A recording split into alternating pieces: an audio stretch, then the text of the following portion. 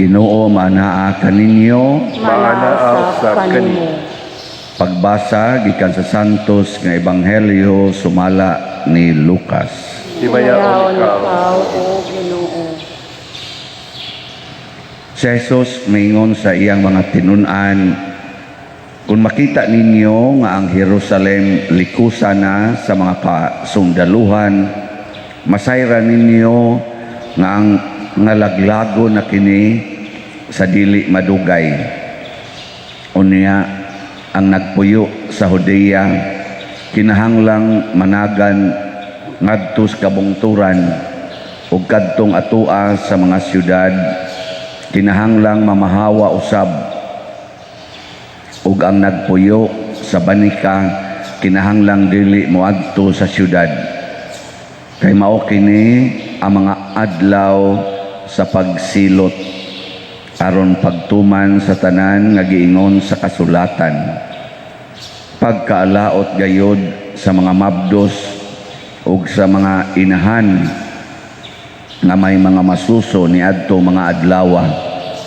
Moabot ang makalilisang nga kalisdanan niining yutaa ug hiaguman niining maong katawhan ang kapungot sa Dios. Pamatyon sila pinaagi sa espada ug bihagon ngadto sa tanang kanasuran. Unya mailog ang Jerusalem sa mga tao nga wala motuo sa Dios hangtod matapos ang gitagal nga panahon sa ilang pagmando.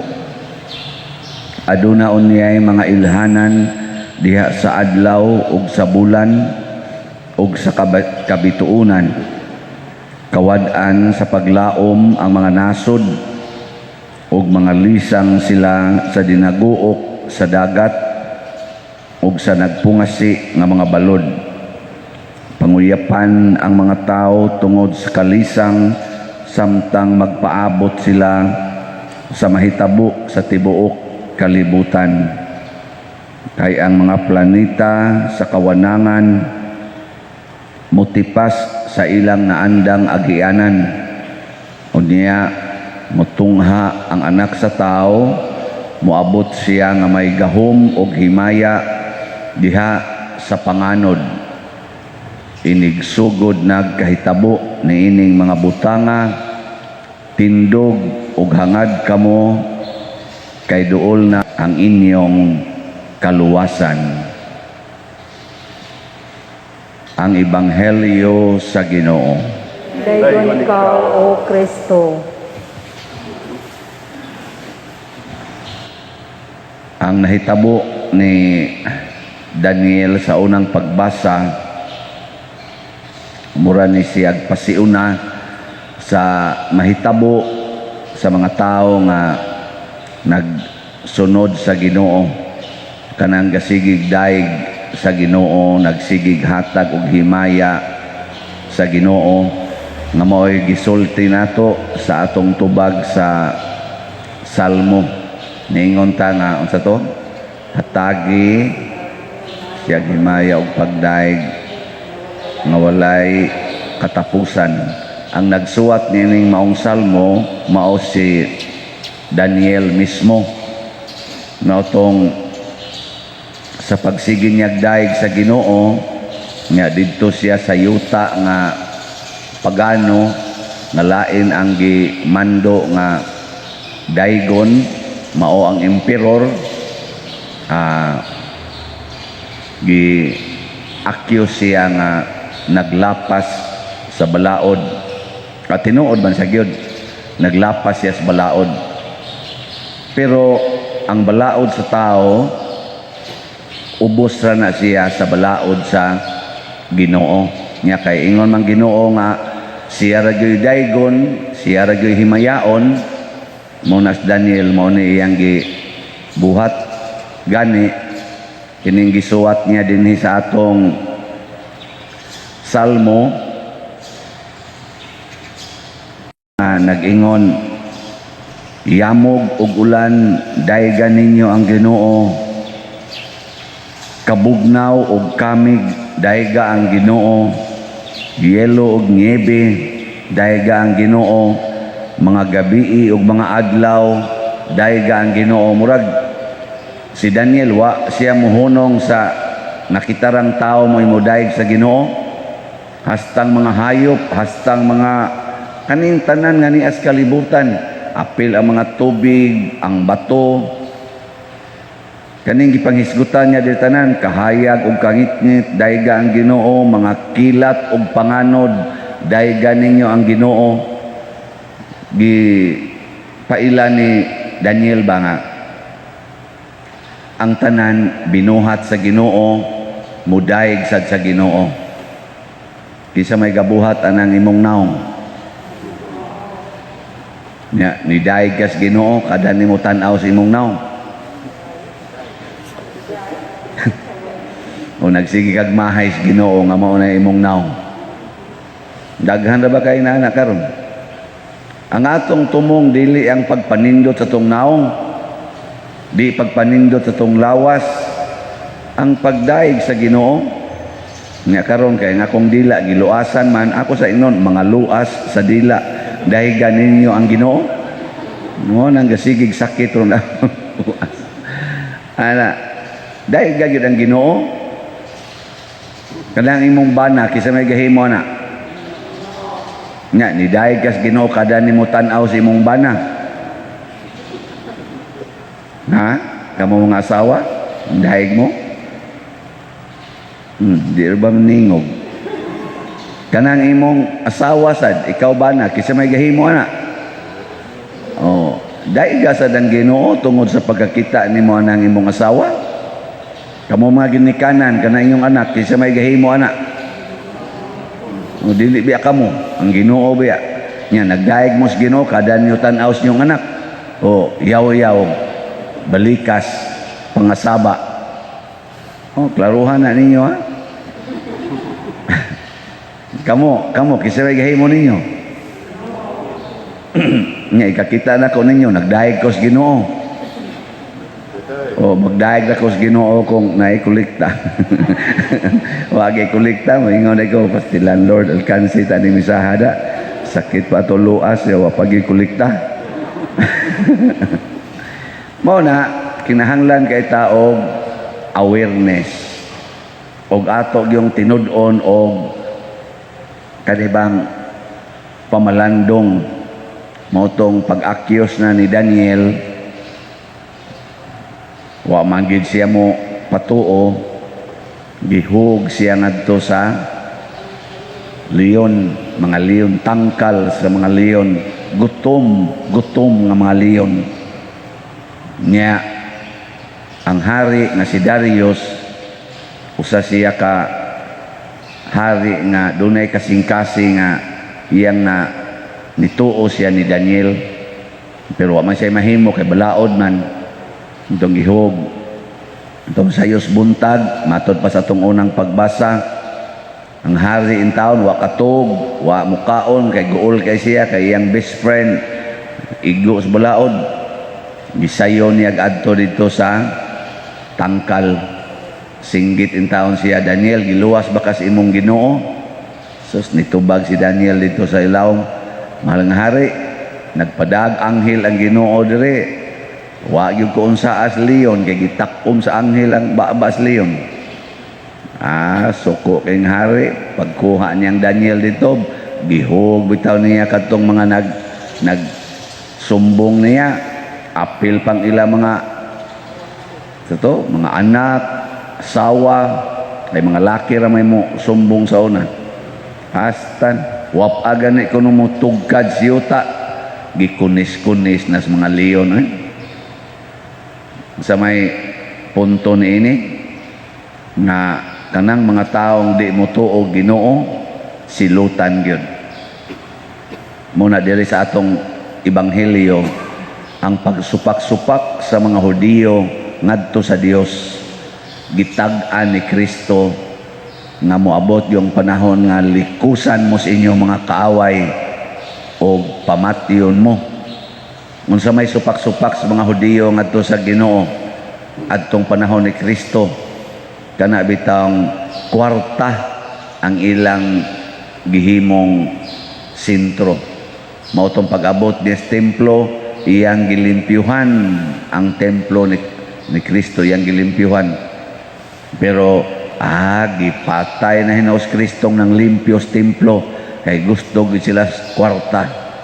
Mo nang nailog yun ang Jerusalem og karon ang mga Hudiyo wa na dito sa ilang templo makasaka kay lain na may ga-occupy, ari na lang sila sa gitawag og Wailing Wall.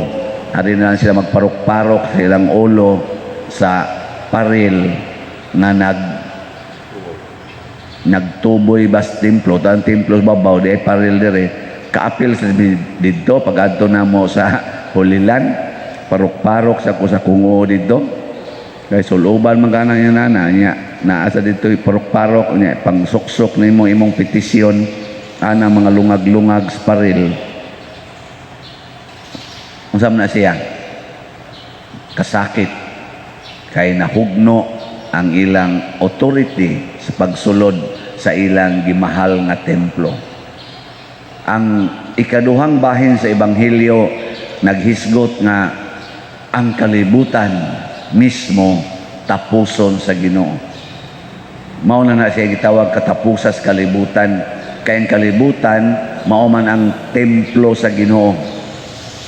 Kini sa atong lawas part ba nis kalibutan na amantay tagsa-tagsa ka kalibutan templo sa nis Ginoo. Nya kundi gay ita magmatngon dili na to gamiton ang atong lawas sa Diyos nun nga kabubuton, laglagon sa Ginoo ang atong lawas ngadto sa impierno. Kaya nga naman, kung musupak tas Ginoo, ni welcome tas kaaway sa Ginoo.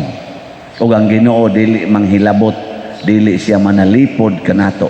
Kisa mayang panalipdan, ang sama ni Daniel, si Daniel,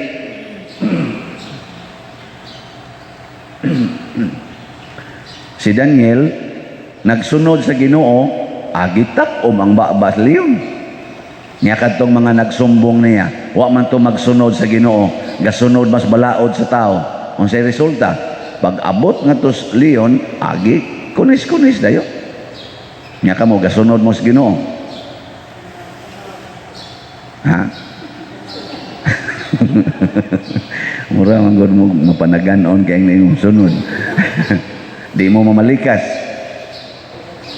di mo manglibak, dili mo hangol og kwarta, di mo hangol og mga butang,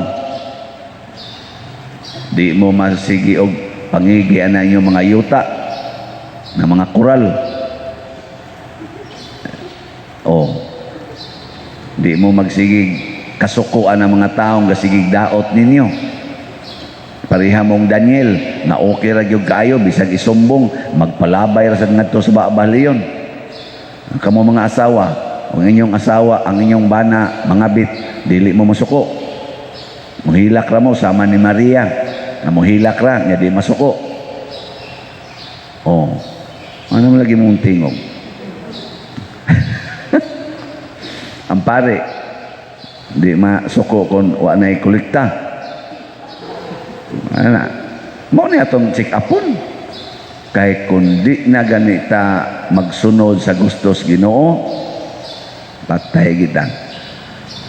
Gahapon bitaw birthday man to nako no gahapon ana niya ni uwan man to nako ana gini patay gini among selebrasyon ani ingon din ko sa Ginoo Lord naning kamot di ako sunod nimo naman sa musulti-sulti samtang ni pahuway ko to babaw ba kung kwarto mga buntag kay gimtong uwan hantod hapon ning kamot di ako sunod nimo na moingon sa desa kung unahona ay dili sa tanang higayon oy buangon sa ka nako bitaw no buangon sa ko bitaw buangon man ko Lord pero nahigugmam sa kanako god nya birthday guro nako ay lagpauwan na tingali oy dito apag-abot yun na mo mao gyud pagtuang suwan dito andam-andam na para sa misa alas 4 mo daghan kay nakadto kay wa na man gyud muwan hangtod sa gabi nya butangan pag yung bono sa Ginoo nihapit pag yun si Archbishop Palma, dito pag yun nanihapon, lipaya lagi na ako, sugot kong matay gabi. Bitaw, pitig na ko lipaya. Karon pwede na ko nga, di na sad mamatay. Ning abot no luas noon, kay dugay katog, nag-enjoy maayo ba. Nabitang inigigda, nga di ta hapit makatog, kay sige tag sibor bala nindot tagid Lord no, nindot tagid nimo ning Ginoo niya ay napakasa nako last na lang ni Lord. Ingon ana ta kahuyang pero wa magpasabot nga makasa ta di ta ka maumuday o maghimaya sa Ginoo. Labaw sa tanan andam unta tang masakitan, andam unta tang magantos aron ang atong lawas magamit nato sa Diyos nun nga pamaagi. Paghimo na sa mga presentasyon gabi ni tanaw pa magkadiyot si Archbishop honghong day siya nako mindot ang mga nagpresent no na ibatanon na asay mga gulang-gulang di asay mga ang imong audience din karon ang imong nanambong di apay mga batang yagit ang mga sasing boys ba di sa atubangan ni siya imo sa ni silanggi atiman nako. O maugyod bishop, yatiman gina sila. Lingaw kay siya, lingi siya.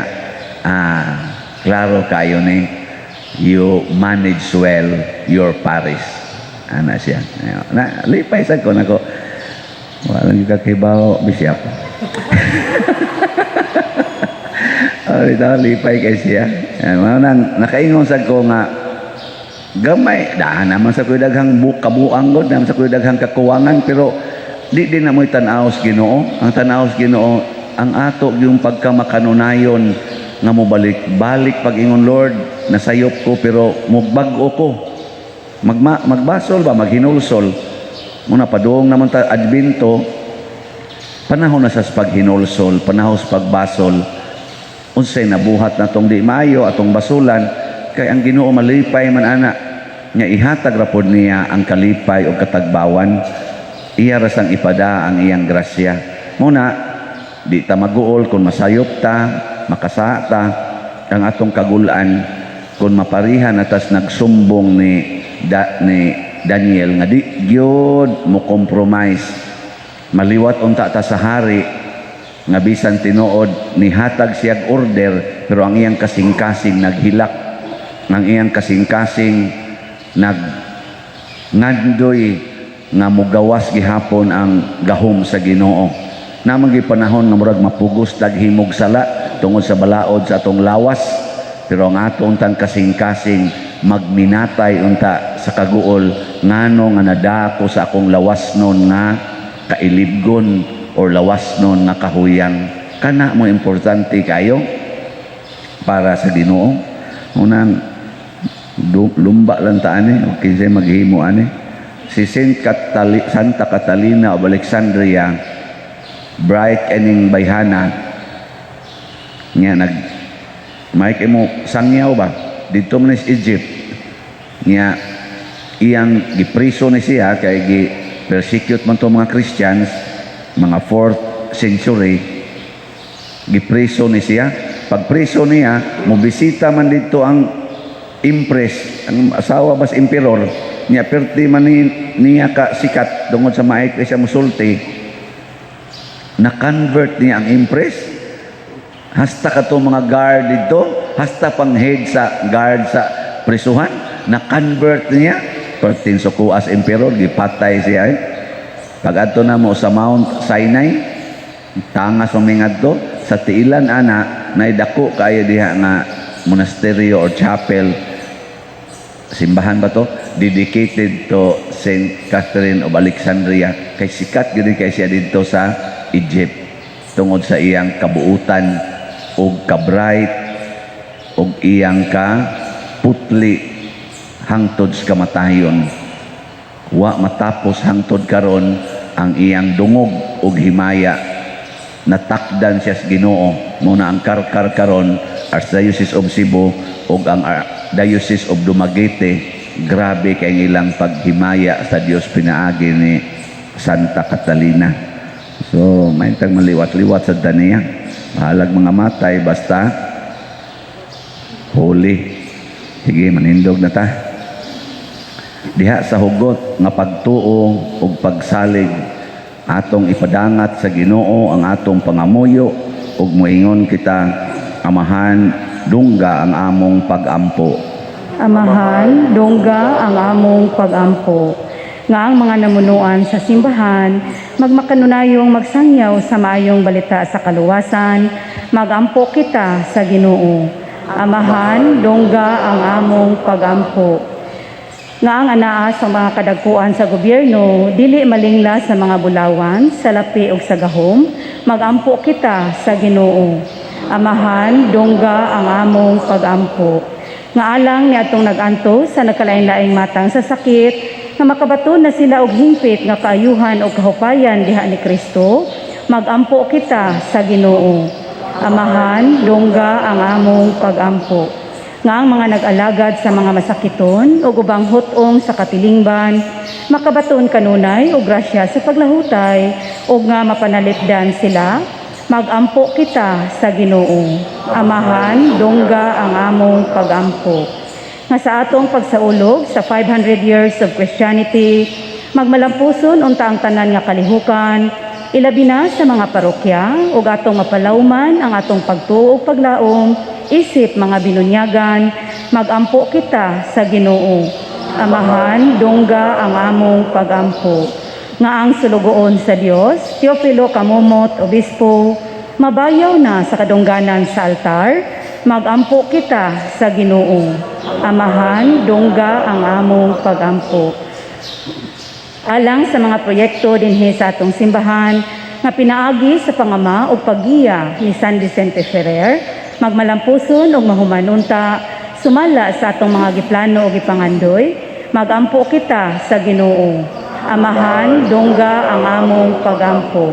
Alang sa tanang mga benefactors ug donors sa atong simbahan nga mihatag og pinansyal ug lain-laing hinabang, ug alang sa mga nagtrabaho dinhi sa atong mga proyekto nga hatagan unta sila sa Ginoo ug daghan pang mga grasya sa ilang kinabuhi, malikay sila sa mga kadautan ug mulampos unta ang tanan nilang mga paningkamot, magampo kita sa Ginoo.